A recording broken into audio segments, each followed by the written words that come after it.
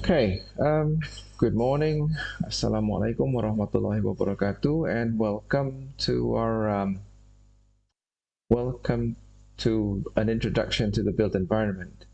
Uh, this is supposed to be our second week, but last week we kicked off the semester with a public holiday, so this is our first meeting for this semester. And over the course of the next 14 weeks, um, we'll be exploring issues related with the built environment.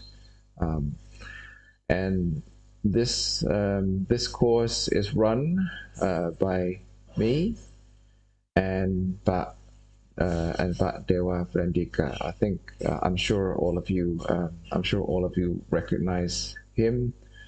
Um, and I'll be I'll be in charge of the first 8 weeks of this semester, and then he'll take over from week 9 to 16. Now, before we move on,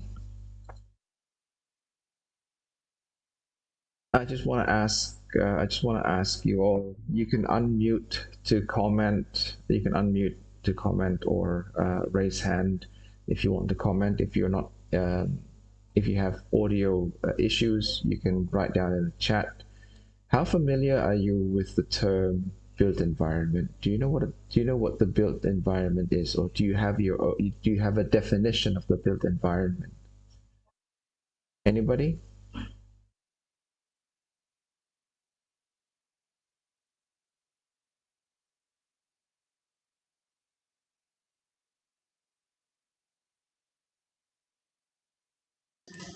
Uh, yes, sir.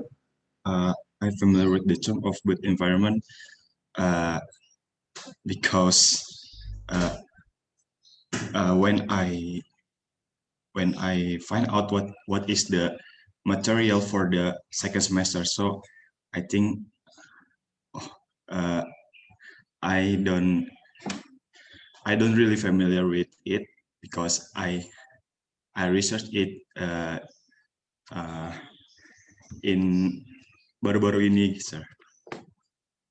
Okay, thank you for sharing, Bima. Um, a little policy that I'd like to share with you all just before we continue with the class.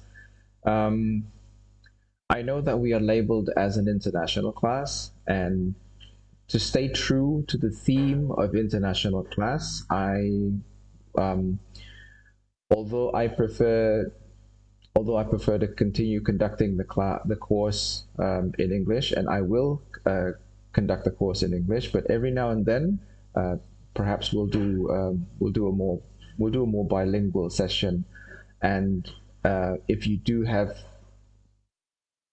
difficulties in if you do if you do have difficulties in conveying your message or um, in speaking English, you can you can also speak your mind in Indonesian. It's fine.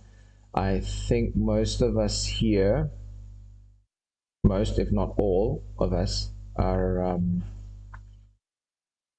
from around here, so don't worry about it.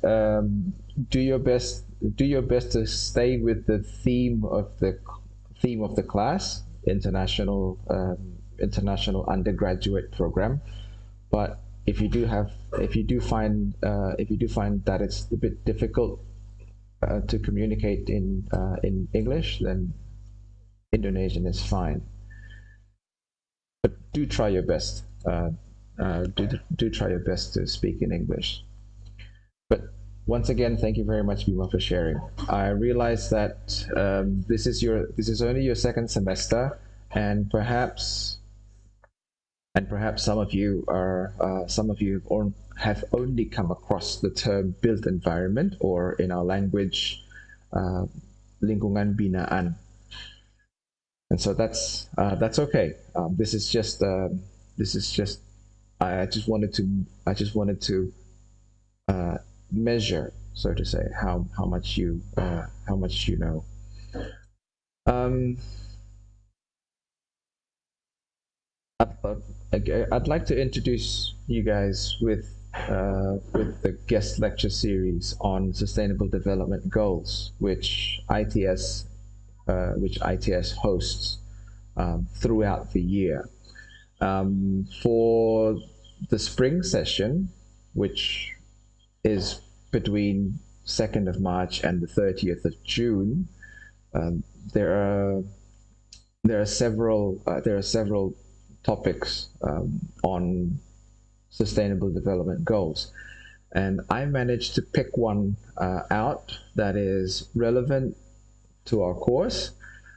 On June the 2nd, we will attend one of these guest lecture series.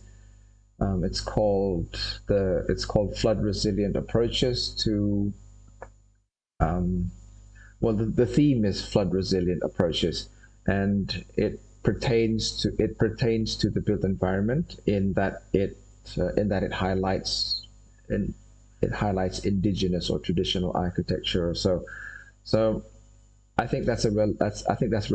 It's a relevant topic, and I think that would be a valuable experience for you all. If I'm not mistaken, the speaker will be a professor from Thailand. And normally I would tie these guest lecture series in with our semester evaluation. So what you need to do is on June the 2nd, join the lecture, join in the discussion, and afterwards summarize the lecture and the discussion session, and then submit it to the classroom as an assignment. Um, I do have guidelines to summarizing guest lectures, not just guest lecture, not just GLS on SDGs, but for all guest lectures. I have a guideline to do that. Um, make sure you read the guidelines. I will upload the guidelines to Classroom for all of you to access. So mark your calendar, June 2nd, we'll talk about, we'll attend a session on flood resilient approaches. Normally, sorry, normally guest lecture sessions do not replace, uh, the weekly sessions that we have. So it doesn't replace one of the one of the courses or one of the sessions, one out of the 16-week sessions that we have. But for this particular event, I decided to just to just take one session and replace it with the GLS. Okay. Next, let's. So for this week, I'll talk a little bit about um, what is the built environment and what are the components of built environment. We're not going to dive into anything too deep just yet. Just the definition and its components. Now, um, something that is built, I think the title or the term built environment itself um, may give you an indication that it has something to do with a man-made environment, or it has something to do with um, something that is artificial.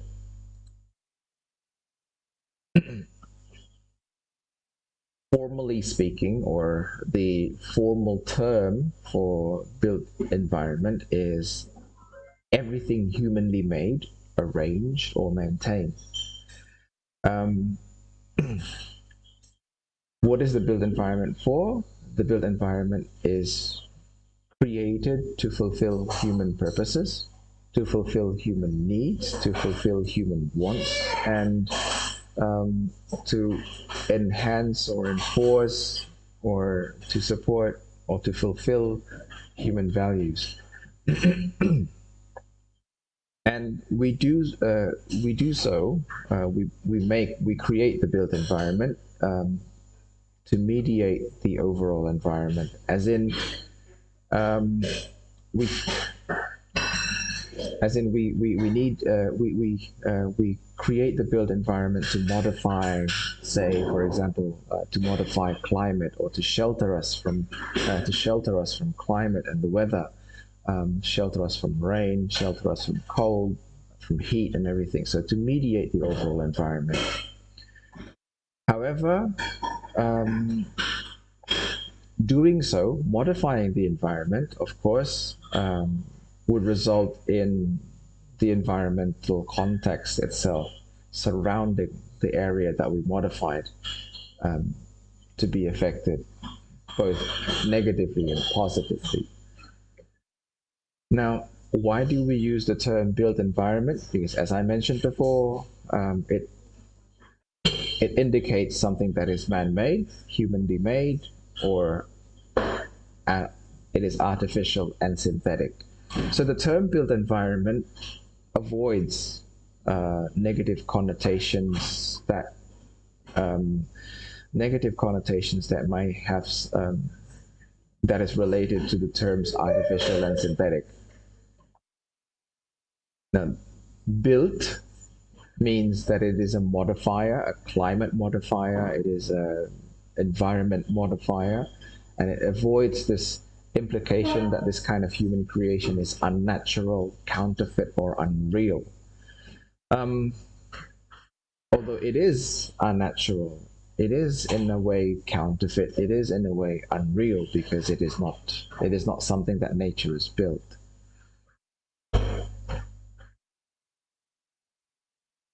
A couple of things that are unique to the built environment are that it is extensive. The built environment is everywhere, and it provides context for all human endeavors. Extensive as in, well, humans populate the planet, and we inhabit a great part of the planet, and so wherever we are, the built environment is found to be there. So therefore, it is extensive. It is everywhere throughout the whole planet, and it is everywhere. If you look around you, I think you will. If you look around you, around your house, or around the room that you are in at the moment, I'm sure I'm sure you will see most, if not all, of the things that surround you are man-made, human. I'm going to try to avoid the I'm going to try to avoid the gender divide in using this term. So I'll try to avoid man-made. I'll go with humanly made.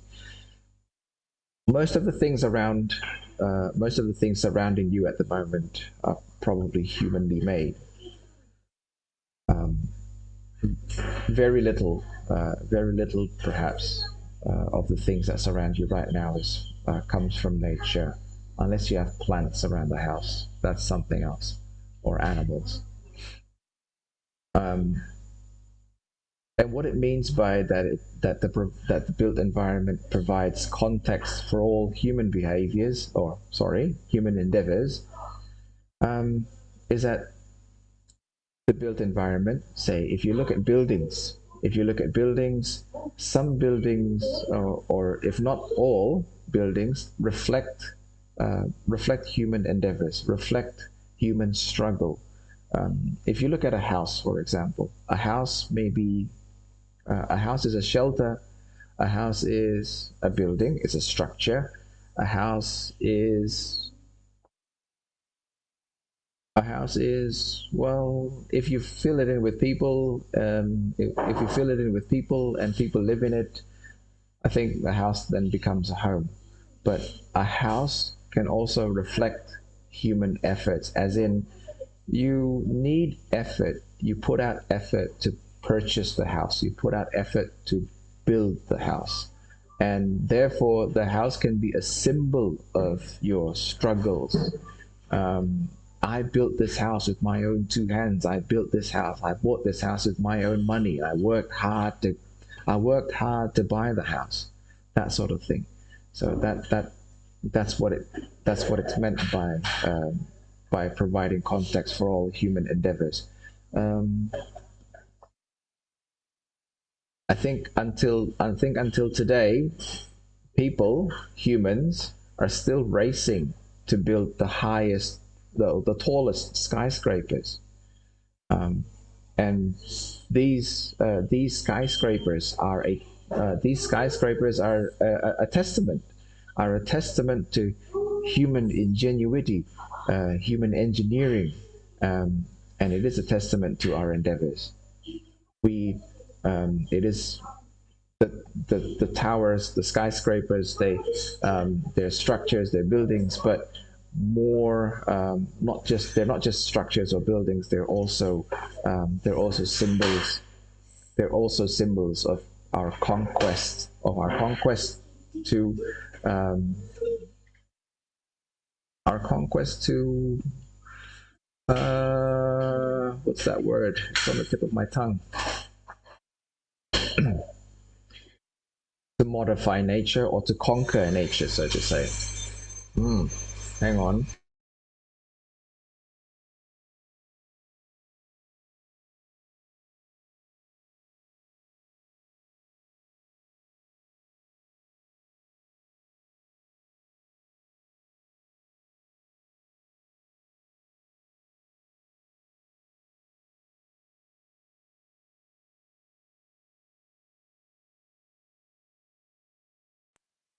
Sorry about that. Vacuum cleaner. Um, where was I? Okay. As I was saying, it is a symbol of human conquest to try and modify or conquer nature. And if we're I was talking about skyscrapers just earlier, and skyscrapers, as I mentioned, is a testament to human engineering. So it is the creation of human minds and the result of human purposes. What is the purpose of a skyscraper? Well, any vertical structure is an attempt of people trying to cram in as many people as possible into a tiny space. That's what a tower or a skyscraper is basically. So you get to maximize use within a smaller footprint. And in relation to that, the built environment is intended to serve human values, human needs, human wants. Um, as I mentioned, a skyscraper is basically people trying to cram as many functions, as many people as possible into one tiny footprint. But because of the size of the footprint, you have to build vertically. Um, look at the World Trade Center. All the twin towers are gone now, but things like the World Trade Center, the Chrysler Building, it's packed with multiple functions. It's got commercial, it's got businesses there, it's got residential and all other things. So multiple functions into one tiny space or one smaller place, rather than building horizontally where you have this sprawl. So much of the built environment is created to help us deal with and protect us from the overall environment. Um, I think without our capacity to modify the built environment, we would probably still be stuck in sheltering in caves, for example, or yeah, sheltering in caves or perhaps under trees. So we humans needed a way to modify the environment and we needed protection from the overall environment because, as you can imagine, nature can be pretty harsh on us. If you happen to live in a place where there's four seasons, there are extremes of there are seasonal extremes of absolute heat and then absolute cold. Say then you need shelter to survive because Mother Nature because ironically Mother Nature is or will kill us if we don't have any form of protection. Um, and with that, other than protection, we need the built environment, or we create the built environment to mediate or change, modify the existing environment for our comfort and well-being. If it's too cold outside, then then our shelter should provide warmth. If it's too hot outside, then our shelter should provide more temperate and more comfortable temperatures, that sort of thing. Um, when I was studying when I was studying architecture, my teachers my teachers instilled this understanding in all of us. They said that architecture, which is part of the built environment, architecture is a place for activities, wadah aktivitas, wadah kegiatan. Architecture is a place for activities, and it is a climate modifier in the sense that it modifies the climate. Um, it modifies the climate in a way so that inside inside your piece of architecture, inside your work, or inside the building, you are sheltered from natural elements that may be harmful to you, and that you are comfortable inside.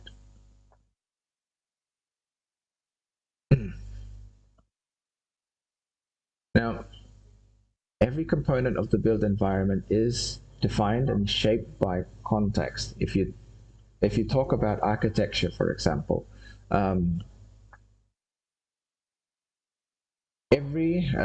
ideally, every piece of architecture, whether it's a house or a multi-story building, is shaped by its context. Context in this sense is its surrounding, or it's a surrounding context. Um, you An example of this statement is that in every country, or in every country, we have different types of houses. For example, we use different building materials to build houses. Well, we used to do so. Nowadays, everything is brick, mortar, steel, and concrete, glass. Um, but traditionally, we used to build, or our ancestors used to build with whatever building material they can find in their surroundings. If you look at a village, I'm going to type in I'm going to type in the name of the village here. You can Google it. You can see that in that particular village, Wairebu, uh, the houses that are built there is very contextual. It's shaped by the context, shaped by the environment that surrounds the houses, that surrounds the village, using building materials gathered from the forests, from the woods around them, and put together using very simple tools such as blades and an oar, hammer. And each element contributes to the overall quality of environments and to human environment relationships. Sadly, this human environment relationships isn't always mutual. Um, and of course, when we talk about environment, it's not just the natural environment. It could be it could also mean any kind of any type of environment that surrounds us. It could be human and human environment. For example, of this negative human environment relationship, if you have if you have a vertical structure, if you have a multi-story building and its facade is covered in reflective glass, the sad truth about reflective glass is that it reflects heat and reflects sunlight. It is made that way to keep the inhabitants, to keep the users of the building comfortable. However, the reflected heat, the reflected sunlight it may create discomfort for anyone around the building, for everyone around the building, and thus contributing to global warming issues or climate issues, climate challenges such as urban heat islands and the increase of land surface temperatures, for example. But that's all. That's all maybe very abstract, and I'm not going to try to go deeper into into any of that just yet. We will explore those as we proceed further into the course. Um, okay, there are there are how many components are there? One, two, three, four, five, six, seven. There are seven. There are seven components of the built environment, starting from something very micro or very near to us, from products that we use day in and day out, um, all the way all the way to how we relate to our planet Earth. So products, interiors, structures as in houses, buildings, um, landscapes, your house and your lawn, perhaps, and then some more, and then some more, then cities, regions, and Earth. If we look at these components separately, um, then products, for example, products like this mug of water, others other products, maybe graphic symbols, the alphabet, various scripts the various scripts that we use to communicate with each other. Um, Graphic symbols or graphical products. It's an example of something that is humanly made, and it is created for the purpose of our comfort and well-being. Because otherwise, without these graphical symbols, without these, without the alphabet or whatever script or writing system that you and I use, we would of course be unable to properly communicate and deliver our ideas and thoughts, um, and share these ideas and thoughts to one another. To create those graphical symbols, we need tools, pens, pencils, and to build, we need tools as well, hammer, saw, and perhaps we also need tools to create those tools. Um, other products, materials, brick, mortar, wood, concrete, steel, maybe polymers and plastics. These are all very micro. These are all very micro scale things that make up the overall built environment that surrounds us. And these little things, the materials that we use, the machines that we use, the tools that we use, also have implications. Also have implications to the surrounding environment. Um, some materials, like plastics and steel, may be harmful for the environment. plastic itself is harmful for the environment if not properly disposed, if not properly treated, and the production of plastic also, um, and the production of plastic also emit um, also emit harmful harmful substances to the environment. The machines that we use, automobiles, cars, motorcycles, aircrafts, also emit dangerous or harmful substances. They release harmful substances as we use them. The exhaust gas from an automobile is harmful to the atmosphere. Um, when a car or a motorcycle or even a bicycle um, rolls through the road, the tires are rolling, and the tires make contact with the road surface. And as the tires wear down, they leave microparticles in the air. They throw microparticles in the air. Um, and when we try to stop the car or motorcycle, we use the brakes, and the brakes itself, the brake pads coming together with the brake rotors, um, they also emit micro or brake dust or micro particles into the air. So all of those machines, all of those materials, um, the machines, the materials that we use in our everyday lives, leaves human footprints um, in the environment. Now, shifting a little further away from the products that we use, we come to interiors. An interior is a grouping of products,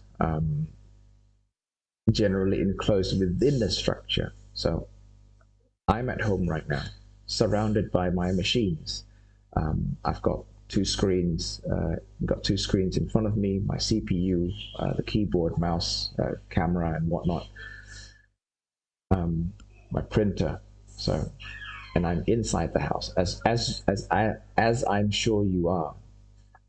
You may be in a room, sitting next to it, sitting by a desk, a table, sitting on a chair. In front of you is your laptop or your desktop computer, whatever you use. So that's a group of products already. Table, furniture, the furniture, your machines, and perhaps there's a TV nearby or a fan, air conditioning to make you comfortable. But they're all enclosed within a structure. So that all of that makes an interior. Again, it is created to facilitate and enhance human activities, and mediate external factors. Now, without these machines, without the computers that we use, we may not be able to communicate properly, or even if we don't use a computer, we might use our mobile phones, and we might use our mobile phones or any other means, gadgets, to help us communicate, because we have to keep our distances for the time being. It's a bit strange, isn't it? But that's just the way it is right now. To facilitate enhanced human activities, and mediating external factors and ensuring our comfort within the interior. The next component, a structure, a building, a planned grouping of spaces. So interiors are spaces within a building or within a structure, and a structure is a planned grouping of spaces. Why do we say planned? Because I'm sure when your parents built your house, they have they've had the layout planned beforehand, or even if you buy a ready-made house, then that ready-made house was designed was planned, designed by a team of architects, and so the group of spaces are structured in a way so that you can live comfortably inside and conduct your activities properly. These structures are defined by and constructed of products. Obviously, the products, especially the materials that I was talking about, brick, mortar, steel, glass, they put them all together and you get yourself a structure. And related activities are generally combined into composite structures, housing, schools, office buildings, churches, or houses of worship, and etc. Now, these composite structures, like the skyscrapers that I was talking about, they combine many different activities within one large structure. And some schools, and schools, not just some schools, I think all schools are sort of like a composite structure, because they don't only have rooms or spaces for education, but they also have spaces for other supporting activities there, like the administrative staff, for the teachers, and of course, perhaps even other facilities to help and enhance teaching and learning, such as open fields, to play soccer, basketball, or to hold flag ceremonies in. And with that, structures in general have both internal space and an external form, or external spaces. So moving from structures, we go to a group of structures, landscapes. Now, landscapes generally refer to exterior areas and/or settings for planned groupings of spaces and structures. Courtyards are, of course, a sort of landscape. Malls can be landscaped if there is a group of buildings. For example, if there are a cluster of buildings like Mall Stage 1, Mall Stage 2, and so on, parks, gardens, etc. And landscapes generally combine both the natural and built environments, although most of the times the natural component of the landscape itself is also humanly built, as in they are arranged in a way to enhance aesthetic values, and or to enhance the comfort of people using that said space. A larger form of landscape is a city. The academic definition of a city is a grouping of structures and landscapes of varying sizes and complexities. And these groups are generally clustered together to define a community for economic, social, cultural, and/or environmental reasons. Within a city, we have things like subdivisions, neighborhoods. Subdivisions, okay, since we are in urban and regional planning, the term subdivision can mean a lot of things. If we translate subdivisions into the Indonesian planning language, then subdivisions can be sub-districts such as kecamatan and or kelurahan. Neighborhoods. What's a neighborhood? Neighborhood units can be RT RW.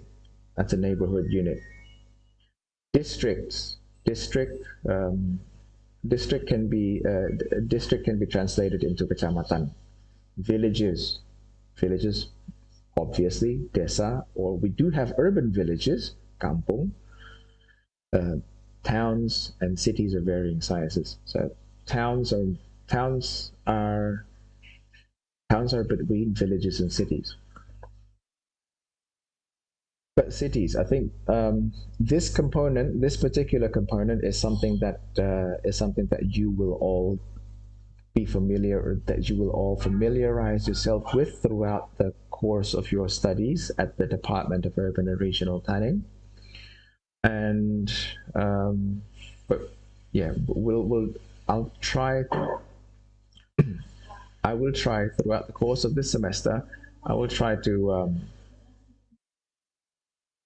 provide the different perspectives on cities. And then a grouping of cities and landscapes is known as regions, or simply said, wilayah. They're generally defined by common political, social, economic, and or environmental characteristics. The surrounding region of cities, counties, or multi-county areas, a state or multi-state regions, countries, and continents. So depending on the context of discussion, a region can be a group of cities.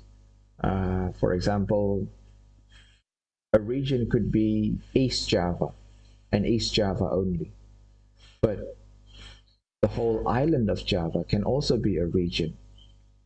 Uh, the whole country, Indonesia, can be a region, although we split the country into eastern part of Indonesia and western part of Indonesia. So the western part of Indonesia is a region, the eastern part of Indonesia is a region, and then if we take it into a greater context, then Indonesia is part of the Southeast Asian region. So it really depends on the scale of regions. Really depends on, the regional boundaries really depend on how you define these. Really depend on how you define them politically, socially, economically, and perhaps even environmentally. And finally, the last component is, of course, Earth, and the Earth encompasses all. It includes all of the aforementioned. It is a grouping of regions consisting of cities and landscapes, and it is basically the entire planet. The spectacular, the complex, the beautiful, and still mysterious Earth.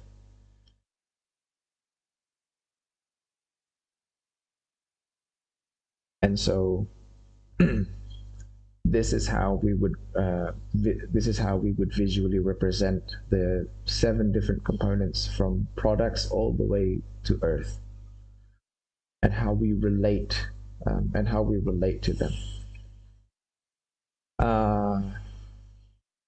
But that's all very abstract. That's all very conceptual. And hopefully, as we move along, this semester, these abstract thoughts, these abstract definitions, will become more tangible for you all. So throughout the 15 weeks that we have, I've divided the course into three sections. We are in section 1 at the moment. We're discussing the built environment, the definitions and its scope, the components, and next week I'll be delivering some materials on human behavior, the culture, public participation, and how it relates to the built environment, and how the built environment affects human behavior, culture, and perhaps even public participation. If it's one thing that I should say in relation to this, is that you know how the built environment is something that we create. It is something that is humanly made. It is artificial. It is something that we create to shelter us, Um, it is something that we create, and it is something that and that creation is the result of our behavior. However, um, at a certain point, the built environment itself then affects our behavior. It affects the way we use it affects the way we use the built environment, and it affects the way we relate to the environment. And then moving on to section 2 of the course is where we dive deeper into the different into the individual components, industry products, industry and product design, the interior, architecture and construction, landscape, cities, and so on. And finally, in section 3, the last 3 weeks of the course, we'll talk about the different approaches to the built environment. How can we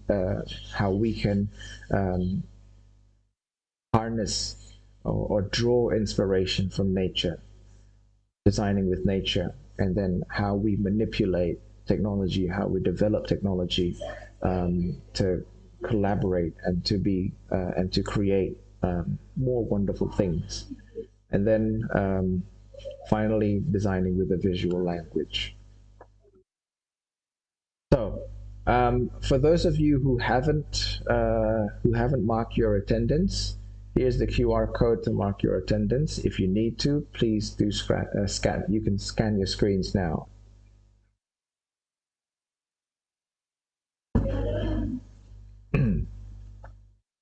Now, as for our semester evaluation, I'll just stop sharing the screen for a moment.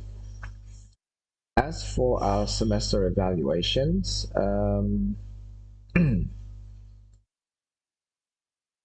we do have, as I mentioned earlier, we do have the guest lecture series, and you will need to, or you will be asked. Sorry, you are asked to summarize the guest lecture and draw out or perhaps even connect the lecture in some ways to the topic of our course. And then I used to have this, hang on.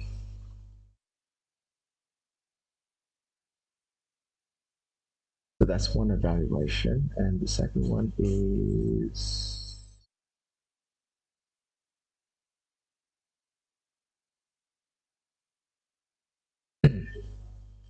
and then this is what we had last year. An essay, an individual essay. Last year, the topic was the built environment and public health, because I think 3 months, or not 3 months, I think a couple of weeks into last year's semester, we suddenly had to lock ourselves down because of the pandemic. And so the topic was the built environment and public health. How the built environment affects the public health, how physical spaces can expose people to toxins or pollutants and influence their lifestyles, and such. So I'll have to talk to Pak Dewa again about the individual essays, namely the topic. If we are going to continue with the built environment and public health, we might change public health to something else.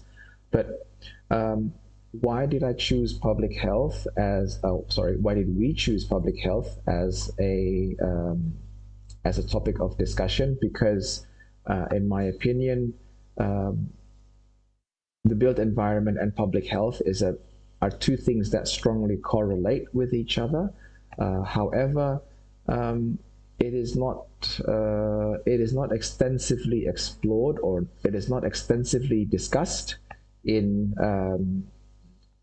in our department. So throughout your university career for the next 4 or 5 years, the discussion of cities and public health is a rare thing. It rarely comes up. It's usually just how we plan cities, how we plan the facilities and infrastructure within them, but not so much not so much exploring or not exploring too deeply on how the built environment affects us individually, so to say. So yeah, last year I asked the students to provide a historical review of the built environment and public health, and how physical space can affect, or physical spaces can on the relationship of physical spaces and healthy populations. And then lastly, I asked the students to come up with strategies for improving the built environment. Um,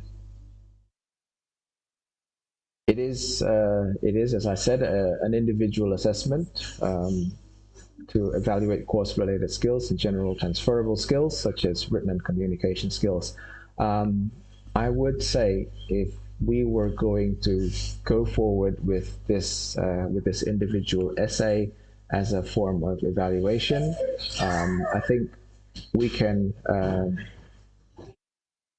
How many of us are in this? How many of us are in this course? 19, including me. That's 18 of you. Perhaps rather than having this as an individual assessment, we might turn this into group work, perhaps groups of 2 or 3. Again, I'll have to talk about that. This is not yet set in stone, but but once you see it in classroom, then you know that it is official.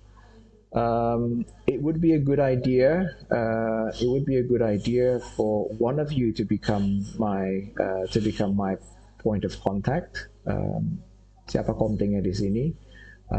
Then I can communicate with you all, with the class, a lot quicker that way. That's what we usually have per class. Every class has their own representatives to talk to, or to bridge communication between us, the teachers, and the students. So it might be a good idea for you guys to do that as well. Right, historical review, physical space, and so on and so on. So, any questions or comments so far? I know that the content that I delivered this morning is for some of you, or for most of you, maybe a bit abstract. But that's okay. That's just to give you a conceptual introduction to what it is that we're going to talk about throughout or over the course of the next 15 odd weeks.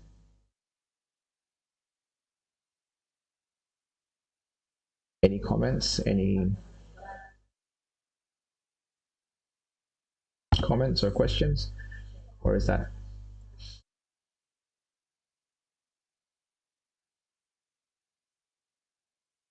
Okay then.